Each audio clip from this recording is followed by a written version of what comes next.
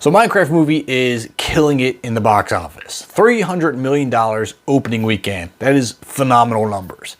But does that mean it's a good movie? Well, I took my kids to see it, and I think there's a lot of good and a lot of bad when it comes to this movie, depending on who you are and what your expectations are.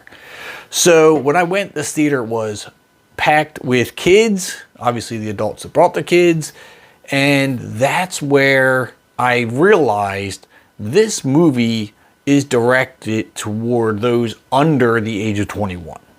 This is directed toward the gamers. This movie is a ton of fan service. They did a great job, I think, bringing the audience into the world of Minecraft. The boxy, pixelated world, which I think they depicted really, really well on screen.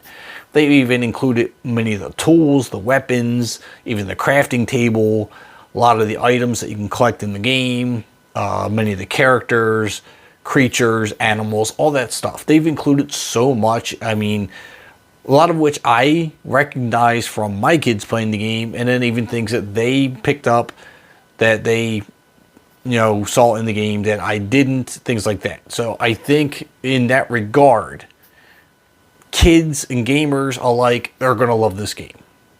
Movie. They're going to love the movie. Obviously, they love the game. That's why they went to see the movie. But if you're an adult watching this movie, you're going to be, I'm going to say, a little less than pleased with it. Jack Black plays Steve.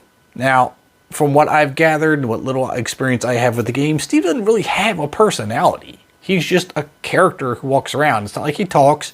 It's not like he, again, has a personality. He's just there. So Jack Black can't go wrong playing a character like that, so he plays himself. I mean, if you've seen Jack Black, that's the character he played. He just has a blue shirt on and calls himself Steve. I mean, it's your typical Jack Black movie. But then we have Jason Momoa. Jason Momoa, let me say this. This movie would have been way better without Jason Momoa's character. I think Jason Momoa's character brought this movie down. It just didn't fit.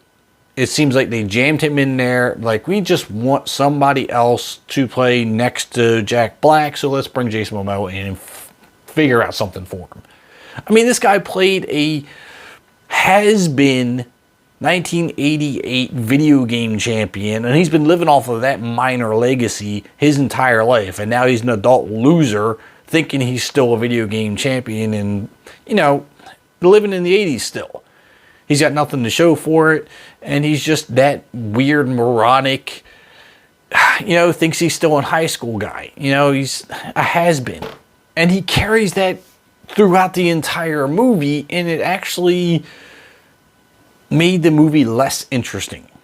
I think that character being completely removed would have done the movie actually a large favor. The other main characters are Natalie and her brother Henry. I love this dynamic. These two together were fantastic. She plays the older sister who has to take care of her younger brother due to, parents passing, and they have to, look out for each other. She's got to now provide for her and her brother. And, he's having a hard time adjusting, and they stumble across, the Minecraft world. So I think the story here was good. Minus Jason Momoa's character, who totally sucked ass in this thing. I don't know why he was in it. But if we eliminate him, I like what these two kids and Jack Black brought to the movie. But that's about where my positives end with this movie, because there is a lot of negative, like the green screen effects. Oh, there was a lot of green screen, and you could tell it was green screen. They didn't try to hide it. But then there were some decent scenes that were green screen, but it was much more advanced. It was, hidden well to the point where it's like, okay, I can see myself in this world doing, it's just why it was so choppy with the special effects, I'm not sure. And then we have Jennifer Coolidge. Back and forth with her and this villager going on a date. That was filler that I didn't need. But this is a fan service type movie. I don't think it's made to make sense. I think it's made to shut off your brain, watch something that maybe you can get a couple laughs about, and if you are a fan of the game, pick out all the stuff from the game in the movie. So the one major thing that's been going on in this movie and people are going nuts about is the chicken jockey. Chicken jockey! Now, I don't understand this whole chicken jockey thing. What is it with the chicken jockey? Why is everyone going nuts over the chicken jockey? But they are, so I'm just going to let it be. So as an adult, I don't get it. I mean, it's okay.